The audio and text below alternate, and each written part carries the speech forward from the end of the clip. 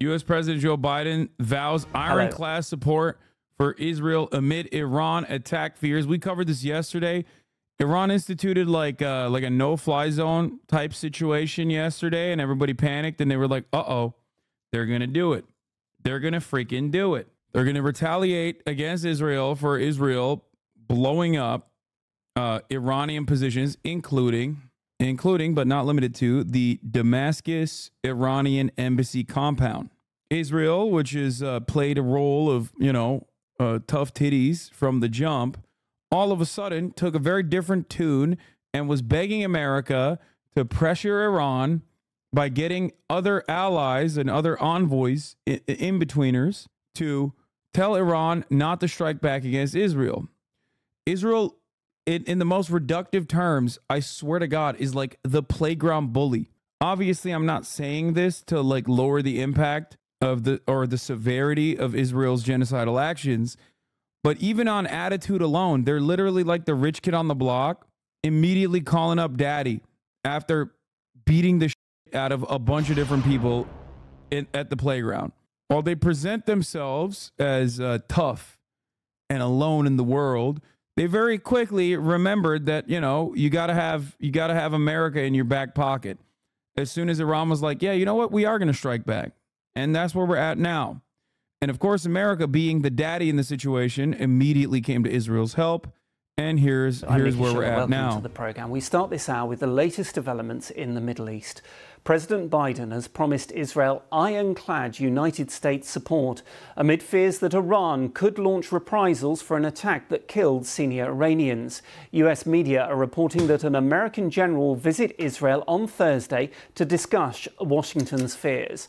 President Biden warned that Iran is threatening to launch a significant attack after Israel struck the Iranian consulate in Syria 10 days ago. Mr. Biden was speaking hours after the Iranian supreme leader again said Israel would be punished for the strike on its consulate. Meanwhile, what does support mean? Thoughts and prayers? No. Support means going through Turkey and other mediators to pressure Iran and to tell them not to do it because we will retaliate in kind, we as in the United States of America, and also simultaneously reaffirming our commitment to defending Israel unconditionally across the board, even though they are the reasons as to why they are bringing this upon themselves. Any kind of retaliation from Iran is literally all on the hands of the Israeli government. Here's the latest assessment. The latest assessment of the situation here in Israel indicates that Iran will attack in the coming days. The attack is expected to include dozens of launches in the first phase from Iran, Yemen, and Iraq. Regarding Hezbollah and militias in Syria, a question mark. The air defense is on alert from end to end. The coordination with Americans to disrupt an attack at its best. Now, of course, if this is to happen, and I do think that if Iran were to strike Israel in like Tel Aviv or something, this would probably regalvanize the rest of the Western world to not look at Israel and be like, you deserve this. You did this to yourself. Why the do you keep doing this? Go Hasan, predict something. I love when we are at the precipice of like literally possibly World War III, and chatters still in here are like, oh man, I can't wait to catch Hasan off guard here. We could have nukes being launched and motherfuckers still will be like, yes, Hasan said nukes would not happen. It's like, yo, you're going to die in the next 15 minutes. You really want to fire off a tweet? Is that what you want to do with your last breath? It's so crazy, man. Like, who gives a shit at that point? Oh, man, nuclear holocaust is potentially 3 minutes away. I'm going to fire off this like, well, at least Hasan was wrong. Regardless. My point was originally that Israel has been behaving in a way that is desperate to bring America into a greater battle. And America 100% seemingly is on board with defending Israel unconditionally. I don't know what will happen in the upcoming days. I do not know what will happen in the upcoming days, chat. I'm not making a prediction. I don't know. I don't know what will happen. But if Iran were to retaliate to Israel, the Western world would take a sigh of relief so they can go back to re-upping their commitment and reaffirming their commitment to Israel. At least not the actual Western world, but like the politicians in the Western world would 100% be like, oh, thank God, Israel are the good guys again. The other side are the bad guys again. because you cannot strike back against the playground bully. The moment that you strike back, you're worse than the playground bully. Will this be a moment where the Western politicians, the politicians of the Western world, collectively go, yeah, maybe we got to reconsider our support for Israel, considering how Israel knows we offer unconditional support and consistently tries to draw us into a larger conflict with potentially global implications? Or do we look at this, pump the narrative in the media that like Israel is still not deserving of any kind of retaliation, and they are simply the small bean democracy in the Middle East? Yeah. Bringing Iran into the conversation brings symmetry to the genocide Israel is engaging in, at least in the eyes of the American public, 100%. Yes, Iran has demonstrated great restraint in this circumstance as Israel has like struck Iranian targets as well. Now that it's seemingly that restraint is coming to an end, just make no mistake, Iran's retaliation will not be seen in the media, if there is one, no matter what it is. Iran's retaliation in the media will be covered as though it was totally unprompted, and these guys are like barbaric, racist monsters who are just operating on anti-Semitism and anti-American sentiment for no reason whatsoever. And no matter what happens, this will be used as an opportunity to further give Israel more defense. Israel, on the other hand, historically speaking, only fucking responds to force. So I don't know what the hell people are supposed to do. Like, what are other regional actors supposed to do? Israel seemingly is striking out at every single regional operator without a care or consideration for their own citizens and their safety. On the one hand, you're doing straight terror, ethnic cleansing in the Gaza Strip. On the other hand, you're fucking striking Beirut. On the other hand, you're striking Syrian targets. You're striking targets in Iraq. You're striking the Iranian embassy compound in Damascus in Syria. What the fuck do you think you're doing? But of course, no one is going to interpret it with the honesty that Israel deserves right now. Every single potential death that might come from this retaliation is still on the hands of Israel. If there are any deaths at all, there might not be. There likely won't be. How far will the Western world go to defend Israel? When will the Western world understand that the unconditional support offered to Israel is causing Israel to behave this way? As a part of increasing preparedness in the defense system for the possibility of an Iranian response, which may also be followed by an Israeli response on Iranian soil, the Air Force is increasing preparations. In recent days, a joint exercise was carried out with the Cypriot army in the airspace of Cyprus, simulating an air operation and attack on a remote target. The exercise was designed to simulate an attack in Iran. And this, after the last 6 months, the Air Force focused less on training and more on war arenas. But now it is returning to investing efforts and resources in the Iranian issue as well. Senior IDF officials say, we know and are prepared to act in any arena and maintain independent abilities to act on our own. We don't rely on anyone. Fucking bullshit. The notion that they are not relying on anyone is ridiculous. They immediately tugged on Daddy's coattails and said, Daddy, please, please, Daddy, I need help. It's fucking bullshit. They still talk this big ass game as though they have the smoke when they do not. I think what they mean is that they're trying to practice an attack on Iran that won't involve the U.S. if needed. They technically have the capabilities to do this, but would only be able to do so much alone. No, it's bullshit. They're not striking Iran without America's go ahead. They're not striking Iran without America's help. There's no way that they could do this without American weapons, at least offering them defenses. That's my point. They say this, but it's bullshit. This is yet again another instance of me saying what I've been saying from the jump, which is that Israel is basically becoming a liability rather than an asset in America's interest in the region. Israel has long overextended and over-leveraged its capabilities in conducting genocidal apartheid regime, and long gone are the days where Israel could have been seen as a military force to be reckoned with, that America desperately needs in its corner and will offer unconditional support to. It's all a matter of what the American government will do and when they will reckon with that reality, or rather, when the voices, the more sane, more reasonable voices in the State Department will be able to convince the rest of the State Department, including Joseph Robinette Brandon, that this is the wrong thing to do.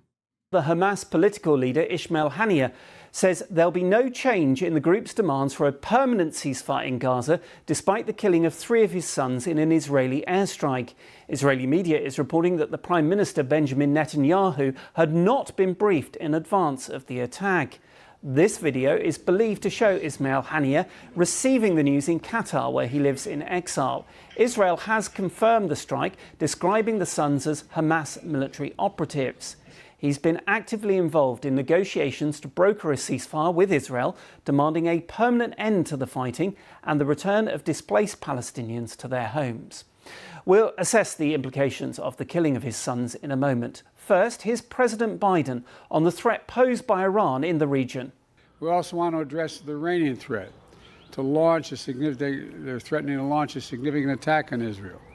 As I told Prime Minister Netanyahu, our commitment to Israel's security against these threats from Iran and its proxies is ironclad. Let me say it again, ironclad.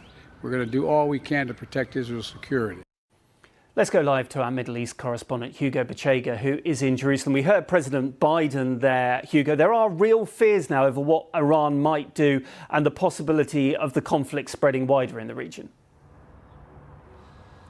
Yeah, and it's very interesting that over the last few days, American officials have been saying that they believe this possible Iranian response to that attack in Damascus is a matter of when and not if. And obviously, we don't know what the Iranians are planning to do. They have this network of factions across the region, the so-called axis of resistance, which includes Hezbollah in Lebanon, the Houthis in Yemen, factions in Iraq and Syria. And all those players have already been involved in this conflict. Hezbollah, for example, has been attacking Israel from Lebanon almost every day. But I think the fear here is that Iran may be planning to launch an attack by itself, from its own territory, and that could be involving missiles and drones. And Israeli officials have been saying that they are going to retaliate to any kind of attack coming from Iran.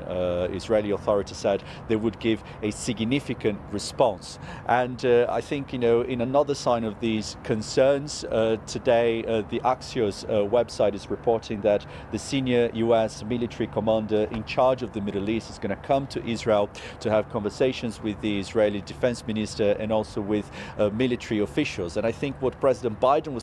Faituk says Iran state news agency IRNA says the time is ripe to punish Israel, adding to the final decision on how to respond had been made. Tasnim news agency, which is close to the IRGC, also says that Iran's heavy punishment for Israel is inevitable. The Iranian state news agency IRNA wrote on Wednesday that the time is ripe. This is from the Financial Times. U.S. asks China to tell Iran not to retaliate against Israel.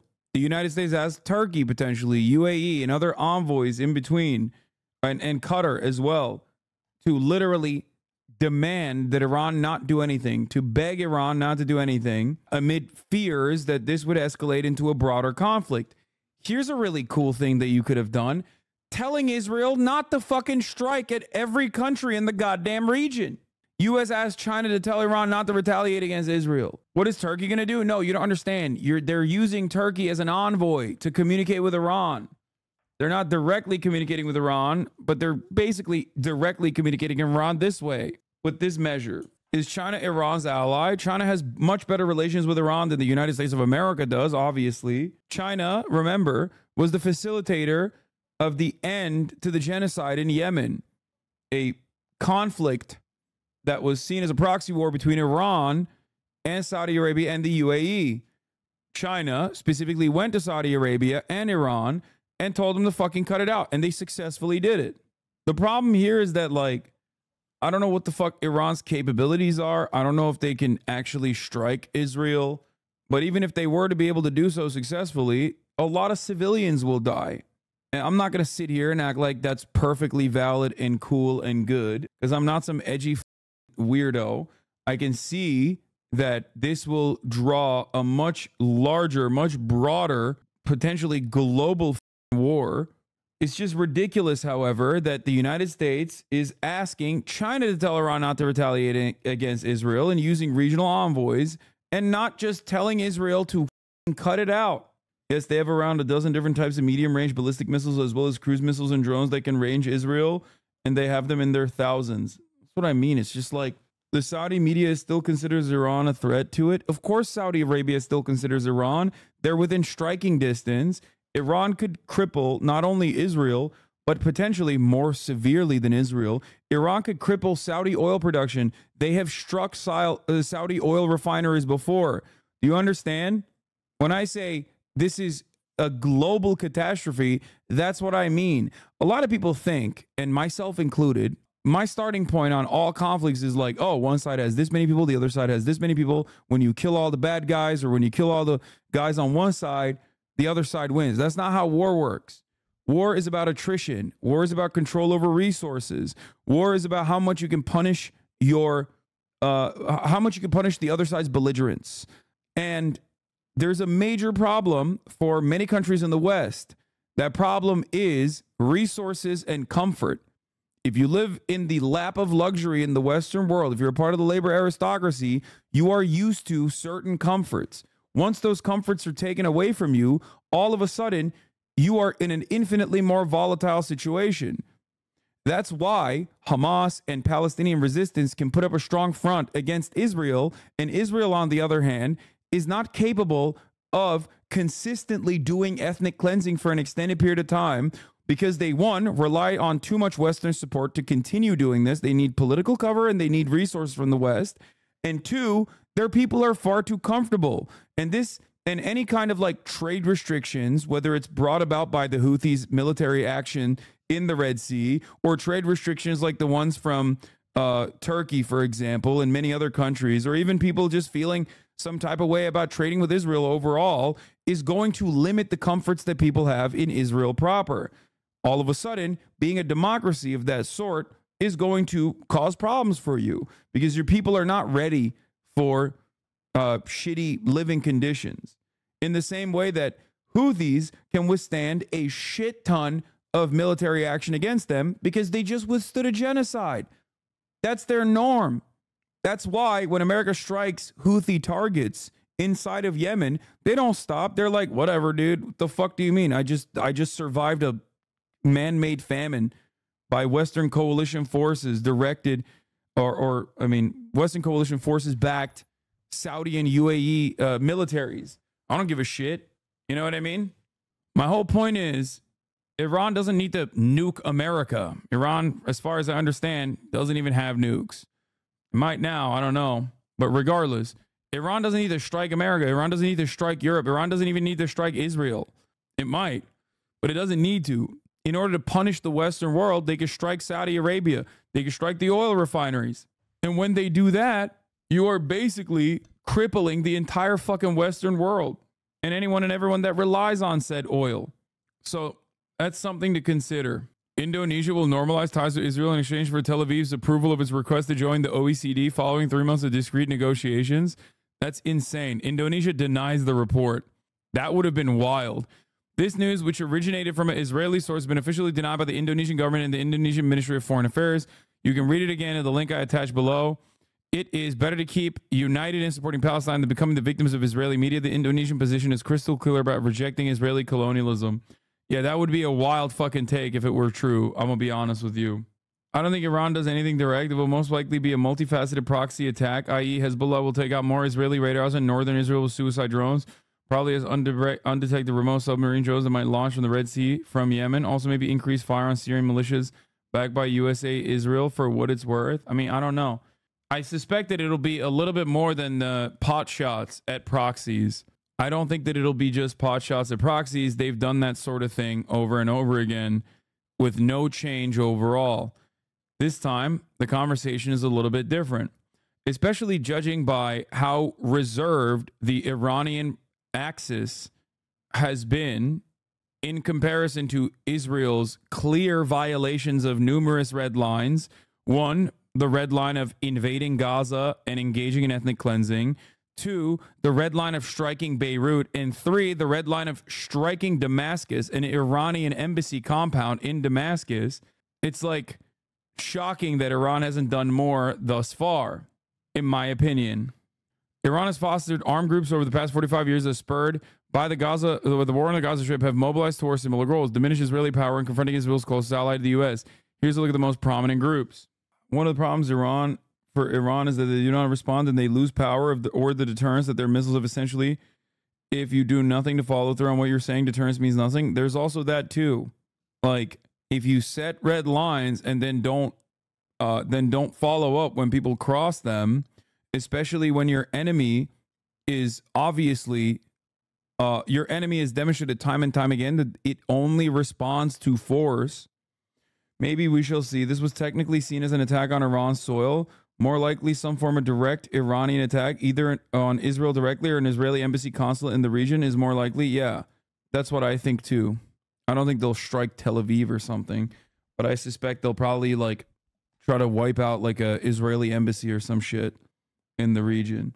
I just don't know. I don't know what anyone is supposed to do in this situation when America is on your side and defending you unconditionally, and you are literally belligerently fucking lashing out at every other country in the region always and forever without no end in sight. Why the fuck? What are people supposed to do? Are they supposed to sit back and take it? Just like the Palestinian state, just like the Palestinian population. What the fuck are they supposed to do? Do you think every Palestinian child wants to fucking rise up in arms and fight? No, they just want to survive. They want to live. They want to live normal lives. They want what everyone has, a life of dignity, a top of the hour without a 3-minute ad break. I spoke to the Israeli Minister of Defense, Yoav Gallant, today to reiterate the ironclad U.S. support for Israel's defense in the face of growing threats from Iran and its regional proxies. Israel can count on full U.S. support to defend Israel.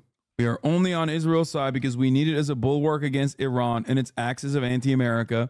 I don't think we genuinely support the genocide of Palestine and are the bad guy here, Hasan. We are absolutely the bad guy here. Why are you always... You're a bad guy. Get better takes right now. I order you.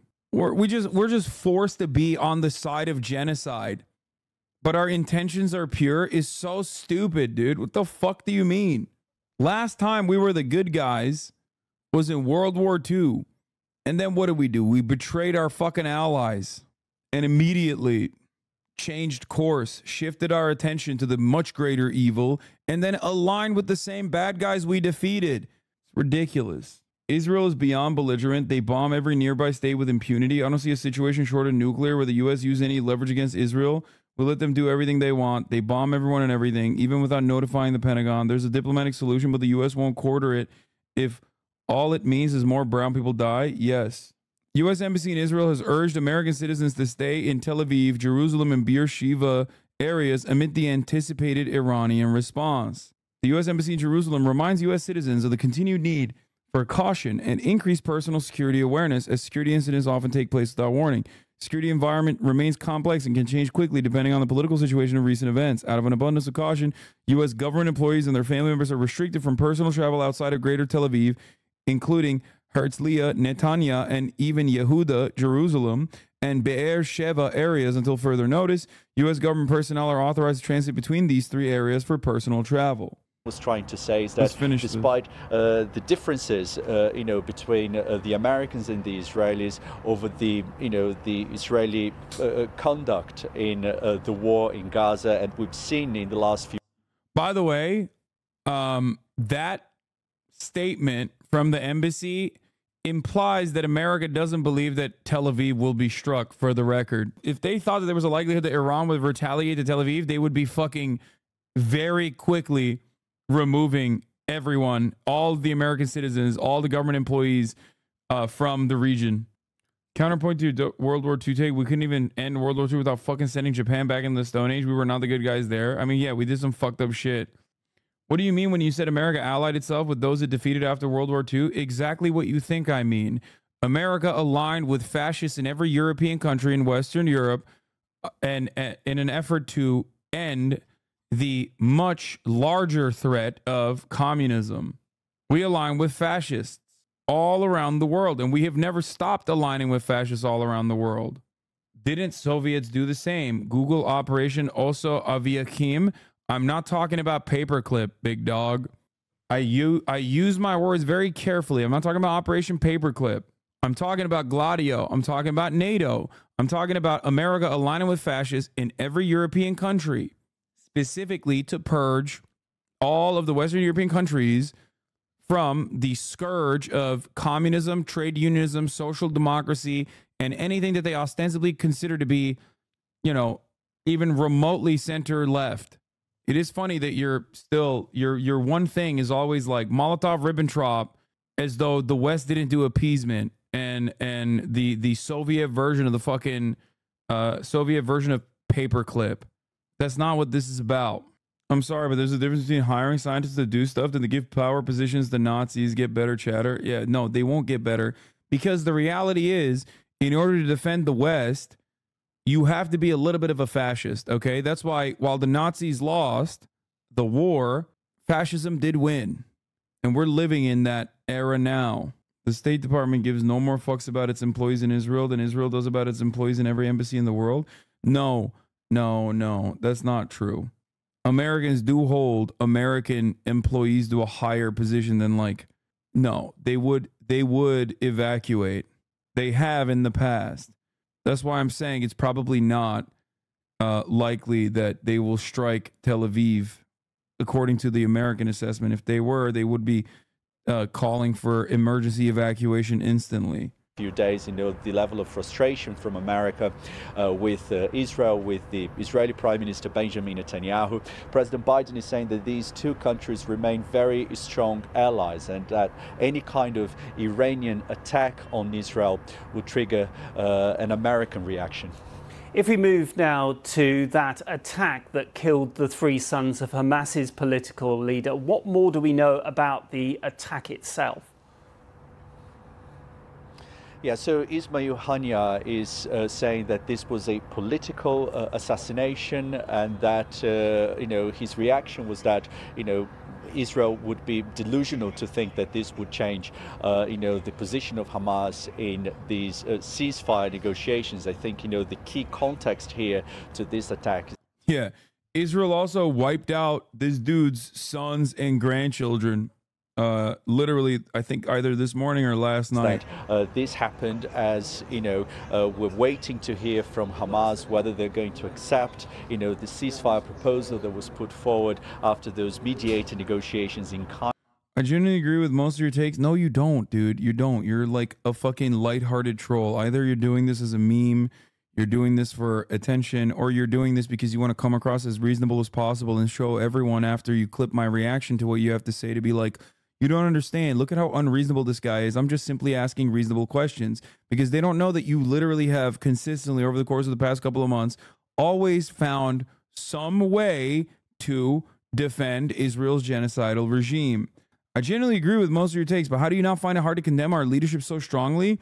Because I do know a lot of people in the State Department who do want what's best for us, so the cognitive dissonance is hard. What the fuck do you mean? I don't give a shit what the cognitive dissonance looks like. Who gives a about your State Department friends? They should do their very best to stop America's unconditional support to Israel's genocide.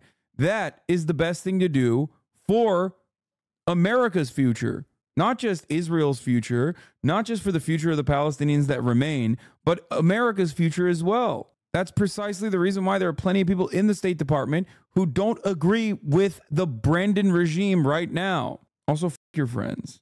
And at the heart of this proposal is a 6-week ceasefire in the conflict in Gaza, this would see Hamas releasing 40 hostages who are being held in Gaza in return for 900 Palestinians who are now being held in Israeli jails. But many obstacles remain, because it seems that Hamas has told negotiators that it doesn't have 40 hostages who fit the criteria that has been set up in these proposals. proposal. You know, female soldiers, elderly people, people who are sick, and it seems that there's some differences as well related to the identity of the prisoners who are going to be released. So we're still waiting to hear from Hamas, but I think, you know, Hamas has been sticking with its, you know, demand that any kind of ceasefire in Gaza should be permanent, because, you know, a senior Hamas officials said that they believe that any kind of temporary ceasefire would mean that once the hostages are out, the Israelis may return to Gaza to finish the job and try to destroy. I think a lot of the Israeli hostages are now dead, by the way. Either dead or impossible to reach as it stands currently. They're saying that they can't reach them under current conditions, but I think it's likely that they are dead due to the bombing, the relentless bombing. That's why they said they can't bring 40 that fits the standards that Israel has for the hostages. Hamas already said 90 of the 134 are dead. Yeah. Oh, there was some more stuff I want to talk about with respect to Israel. Hold on. Here's more on the Iranian retaliation. States watching closely over a possible retaliatory Iranian attack against Israel. Thank you for the 5 gifted subs. War in the region. Sources familiar with intelligence simply don't take hostages. Then, yeah. Except the real ask here should be simply don't run an apartheid state that's genocidal in nature until people feel like they have no other options or no other way out. Yeah, dude. I think so too. I think taking hostages is up. I agree with you. Do you have that same smoke for the Israeli apartheid? Terrorist supporting scum? Wait, do you think I support the terrorist state of Israel or the terrorist state of the United States of America? I do not. Let me clarify once again. I do not support the Israeli apartheid regime or its genocidal actions, nor do I support the American genocidal actions. It's okay. Maybe English is not your first language and you misunderstood my point. I hope you understand. Now that I've clarified it, let's continue. Intelligence on the matter are saying the U.S. believes a strike could happen, quote, in the coming days. Now, that intel has been shared with lawmakers, detailing that Iran could use drones and missiles to attack, quote, regional assets in Israel. Now, all of this following an Israeli airstrike in Syria last week that killed a top commander in the Iranian Revolutionary Guard, along with 6 other officers at a consulate in Damascus. Iran's supreme leader vowing revenge shortly after that attack. President Biden addressing the threat at a press conference yesterday, saying that the U.S. will do all it can to protect Israel's security. Israel's defense minister echoing a similar sentiment, saying that the country will defend itself no matter who attacks. It's crazy they keep striking like relentlessly, not just like doing ethnic cleansing to the Palestinian population, but just striking at anyone and everyone in the region. And then like when people go, hey man, you need to stop, like we're gonna fucking hit back, they're like, whoa, whoa, whoa, whoa, whoa, we'll defend ourselves. We have a right to defend ourselves. It's like, bitch, what do you mean? Defend yourself from what? If Israelis genuinely understood the situation in front of them, they would defend themselves by overtaking by force their current war cabinet and stopping the Israeli apartheid and its violent actions. Obviously, it'll never happen because many people in Israel feel exactly the same way that that Hasbara bot does, which is that like these guys cannot be reasoned with. They are just angry, not because we've done an apartheid to them. The rest of the world is anti-Semitic. Everyone is anti-Semitic. They're attacking Israel, the only Jewish state. It needs to exist or else a Holocaust too will happen. That's why we have to kill as many Palestinian babies as possible. People don't understand that this is the same principle behind Nazi propaganda. It's not like the Nazis didn't look for a fake reason as to why they were operating in the way that they did. It's not like they were like, Jews are awesome, but we still need to kill them. They were like, yeah, no, they're devil spawn and they're mischievous and they're sneaky and they have all the gold. Like they made up reasons for why they did the Holocaust. Okay. But of course, many Israelis don't understand that they are now victim to the same kind of fascist propaganda that literally eviscerated and genocided their forefathers. They don't get it. It's the same exact dehumanization that they apply on a regular basis to justify the ethnic cleansing in Gaza. It's the same exact dehumanization and vilification that justifies the apartheid regime. Literally, to a fucking T. It's fascism through and through. Yeah, sure, the crosshairs are on someone else, and the perpetrators are the descendants of once are those who were once victim to the fascist propaganda, but that's precisely what it is. Or where. Joining me right now is the Senior Director at the Center on Military and Political Power at the Foundation for Defense of Democracies, Bradley Bowen. Thank you so much for being here with us on a very, very busy day. So, look, let's jump right into this, okay? It does appear that Iran might have some But I've seen so much shit about Hamas murdering people. What the fuck about that? Bro, we've already described this a million times over. Yes, Hamas did atrocities on October 7. They are not the perfect victim, but they don't have to be. They are still a victim of an apartheid regime. The Palestinian resistance is still very much a victim and born out of the conditions that Israel, the much more powerful entity in the region, the colonial entity in the region, has created for the Palestinian population. Hamas is just a name. Hamas is just an idea. It is understandable that people are, of course, going to fight back when they are pushed into a fucking corner. You do not criticize the resistance groups in the Warsaw Ghetto. The resistance groups in the Warsaw Ghetto are not good because they were communist, okay? Even though they were, and I love that, sure. But they were good because they were resisting against a genocide. I do not care about their own, I don't care about their own day-to-day operations or what they say. In this circumstance, there is a much graver threat, and that threat is ethnic cleansing and displacement. Of course, people are going to want to resist against colonialization. Of course, people are going to want to resist. Emancipation is an honest yearning that every human being has. Right, if they want to retaliate against Israel. But when you're looking at all of these, in the realm of reality here, do you think by your assessment that a retaliatory strike would include a direct strike in Israeli homeland? I do think that's possible. I think we could also see strikes against U.S. forces in Iraq and Syria. I think you could see Iranian-backed strikes against softer targets around the world, against civilians, against Israeli embassies or consulates. And I think Israel, out of due diligence, has to be prepared for all of that. And some in Israel, frankly, would not be entirely upset if they tried to attack Israel directly from Iran, because that would give them the opportunity that many believe is necessary to hit back at the puppet master that has been orchestrating all these terror proxy puppet attacks against Israel for so long. Well, yeah, so let's elaborate a little bit on that. Let's talk about these proxies, right? So do you think that if and when this retaliatory strike were to happen, that Iran would be more likely to use some of its proxy groups like Hezbollah or even Shia militants? Or do you think that you might actually see the Revolutionary Guard do it themselves? It's a great question. That's essentially been, at risk of oversimplification, the grand strategy of the Islamic Republic of Iran, I would argue, for the last 40 years. They've used these terror proxies. By the way, FDD is another, like, State Department cutout, obviously, Foundation for Defense of Democracies. They're defending democracies. They're very knowledgeable on Iranian capability. So, of course, I rely on a lot of their work in general. And I'm sure Elint News could attest to that as well if he's in the chat still. But overall, you have to understand that their positioning is absolutely going to be unconditional defense of Israel and portraying Iran as the big bad no matter what. Proxies to advance their foreign policy, to attack the United States, our forces, to Israel and others, while displacing the counterpunches and the consequences onto others. Usually they're Arab proxies. And it's gone quite swimmingly for Iran because the puppet master in Tehran has avoided the consequences.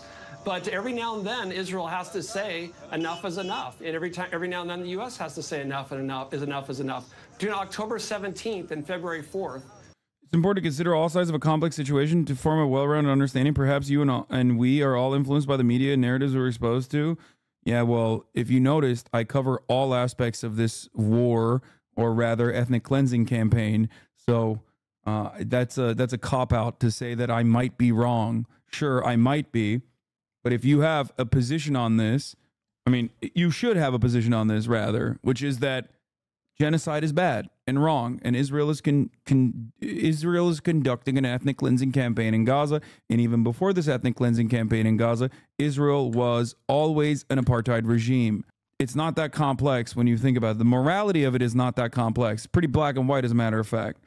There's no world in which you would ever both sides this if the roles were reversed. if an Islamic colony was occupying a region where millions of Jews lived and they forcibly pushed away 750,000 Jews from their ancestral homelands and then turned around and trapped them in an open air prison and denied them their fucking basic human rights, put them under 24/7 surveillance and executed tens of thousands of them over the course of the past 6 months, you'd be like, that's the Holocaust. What the fuck are we doing? We've been there before. There's no both sides in that situation. And I don't know about that. That'd be your average 30s European. Exactly. And we don't both sides the Holocaust. The only people that try to both sides the Holocaust are fucking Nazis that are too embarrassed or at least tactically refusing to acknowledge that they're literal fucking neo-Nazis. That's the whole point. That's why I'm using this argument. A role reversal very quickly shows you the situation. Many Americans and many Westerners are conditioned to not see Muslims and Arabs as human beings. So I have to flip the script a little bit so they understand, like, oh shit, it would be pretty devastating if it was Jews that were, victims of mass slaughter like they were during the Holocaust. I do not oppose the state of Israel because they are a Jewish state. I oppose the state of Israel because it is an apartheid state. We saw 165 attacks on U.S. forces in Iraq and Syria, and we only responded 9 times. And then on January 28th, we saw 3 American service members killed in Jordan. The Biden administration responded with more serious attacks, about 85 in Iraq and Syria, and killed the leader of Kataib Hezbollah in Iraq. You know what happened after that? Not a single Iranian-backed attack on U.S. forces in Iraq and Syria. So if you look at the history here, going back to the Reagan era, Iran backs down when they face resolute military force, and they view weakness as an invitation for additional aggression. Oh, that is a fascinating assessment, especially because you hear all the time that As an anti-Zionist Jew, the whole atmosphere is fucking insufferable between the Zionists and the literal Jake Shields-style Nazis. I appreciate you and your takes on helping educate me. One of my best friends is Muslim, and you helped me be a better friend to him. Yeah, there's no fucking room for dumb fuck Nazis in here.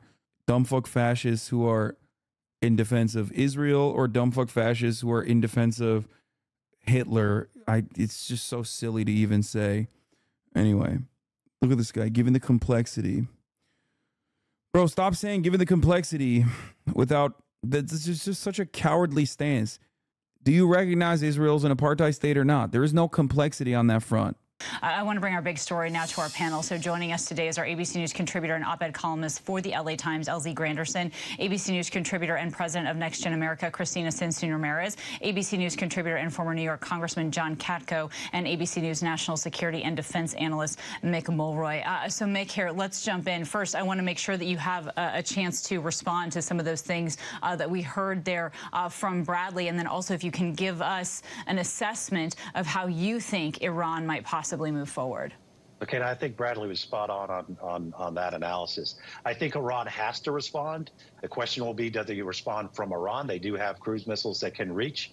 I think that's less likely. They'll probably use the proxy forces you all talked about, including Hezbollah and IRGC, so the Iranians in southern Lebanon and potentially Syria. They'll probably use rockets, missiles, and the Shahed drones, so they'll try to swarm and overwhelm the defenses. Is it just fear-mongering? Has Iran said anything more than they're pissed? No, it's not fear-mongering.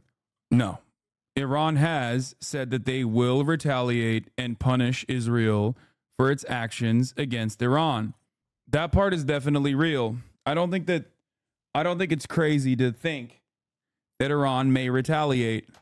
Systems in Israel, potentially striking Israeli military sites. If it's significant, it gets through. This could significantly escalate this conflict. I do believe Israel will take the opportunity to strike inside Iran and potentially take out some of these suspected nuclear sites. So this has a very strong chance of escalating into a regional conflict, and one in which the United States could be pulled into, depending on what happens in response to the response.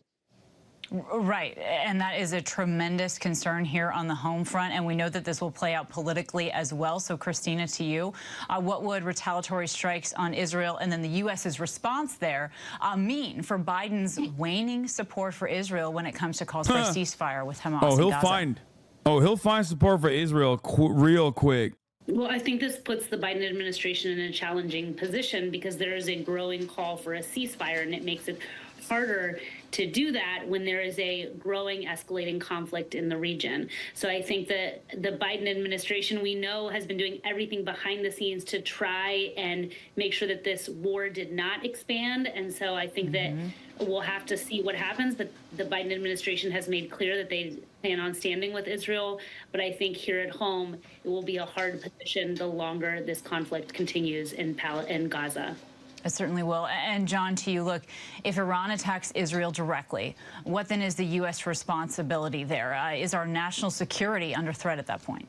I think it is, but I think the most fundamental observation that Bradley made was that they only understand strength. Bad guys only understand strength. And so whatever the response is, if there's an attack. That's true. You know, he's right. Bad guys only understand force, which is why Israel only understands force.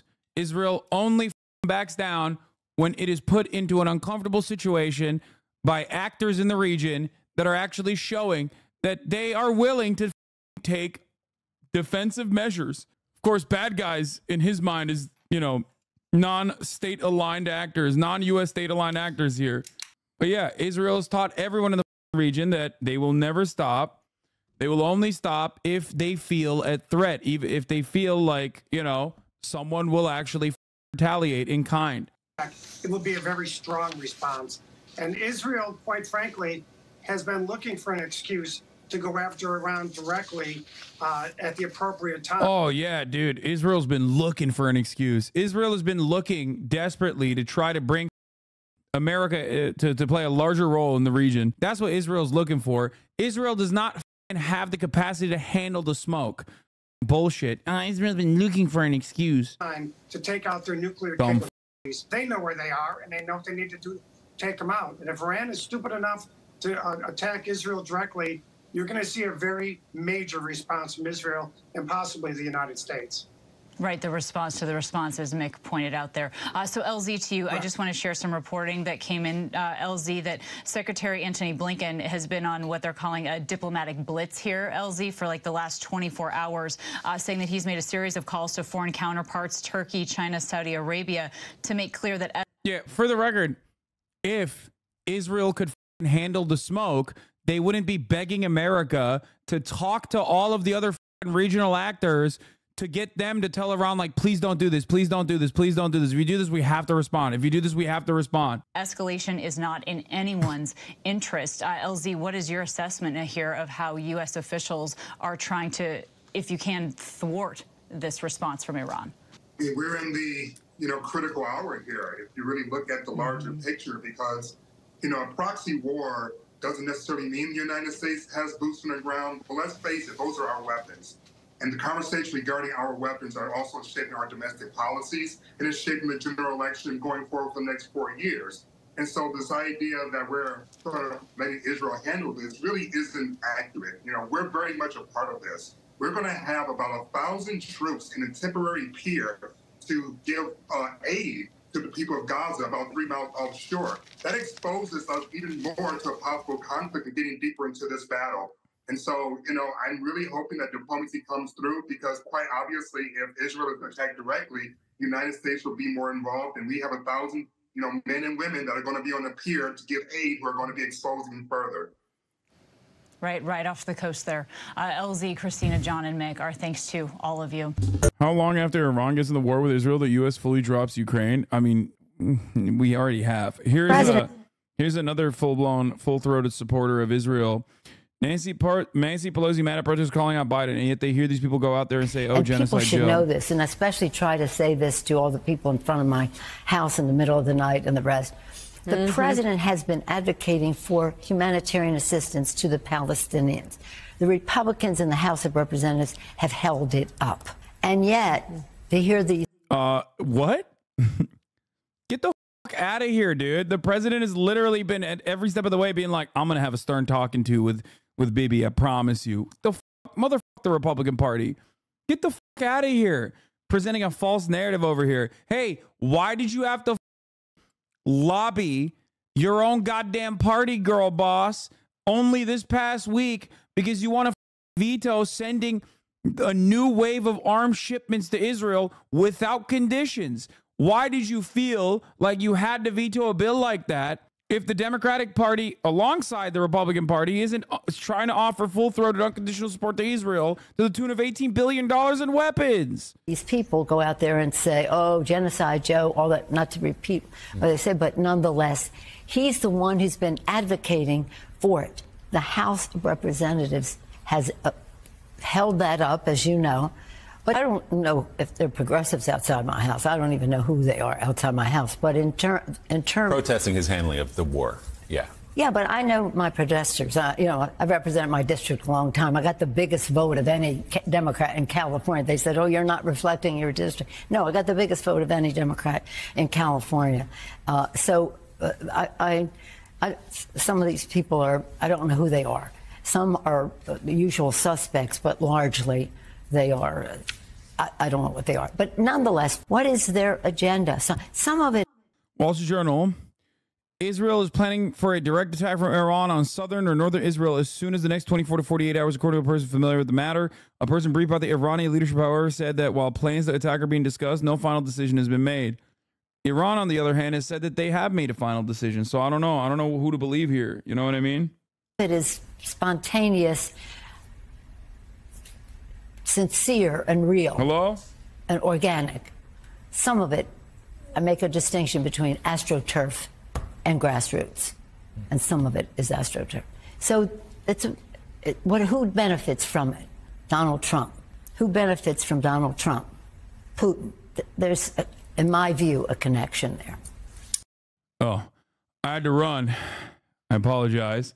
Because there was a delivery guy at my door and he rang the doorbell and immediately walked away. So I checked on the cameras to see if he was still outside. And I had to run outside to get my drip. Yo, when did the guns come on? Bro, I had to do it to him. I got it though. Grind set. Unhinged rant continues to the end of this clip. Pelosi calling activists who are protesting Biden. Biden support for U.S. military funding and weapons transfer to Israel. Who benefits from it? Donald Trump. Who benefits from Donald Trump? Putin. That's so funny. No, dude. No. You know who benefits from unconditional support? Unconditional support to fucking Israel? Vladimir Putin. There has been not a... Dude, no one has won bigger on this Israel shit than Vladimir Putin. Literally, Ukraine is off the leaderboards, dude. What the fuck do you mean?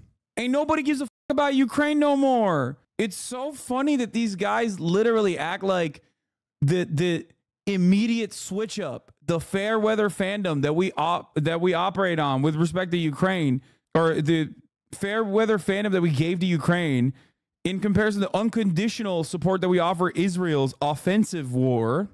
Oh my God, has not been beneficial for mother pooty poo. Yeah, Ukraine's out here being like, we're gonna conscript literally eventually everyone down to 18-year-olds. Now they've gone down to like 25, and we've just completely forgotten about them. Meanwhile, she's like, you know who benefits from this? Donald Trump. It's like, you're fucking so stupid.